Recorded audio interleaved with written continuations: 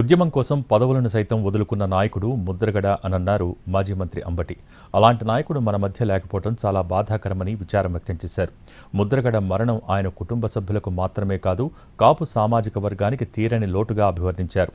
ముద్రగడ పోరాట స్ఫూర్తితో మనమందరం నడవాలన్నారు అంబటి.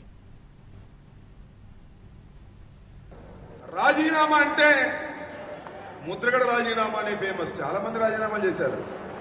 ఇవాళ రాజీనామా చేస్తా, రేపు రాజీనామా చేస్తా అన్నవాళ్లే తప్ప టైం చెబితే 12 గంటల 1 నిమిషం అంటే గడియారం 12 దాటిందా ముద్రగడ పద్మనాభం గారి రాజీనామా స్పీకర్ టేబుల్ మీద విసిరేసి వచ్చినటువంటి సంఘటనలు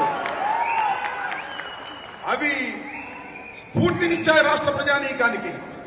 పదవిని తృణప్రాయంగా వదిలేటటువంటి వ్యక్తి ఉద్యమం కోసం ముద్రగడ పద్మనాభం గారు. నిజంగా అలాంటి మహానయుడు మనని వదిలి వెళ్ళడం అనేది నిజంగా చాలా బాధ కలిగినటువంటి అంశం. ఆయన కుటుంబానికే కాదు, కాపు సామాజిక వర్గానికి, ఆంధ్ర రాష్ట్రానికి కూడా ఒక అరుదైన వ్యక్తిని కోల్పోయామనేటువంటి భావన.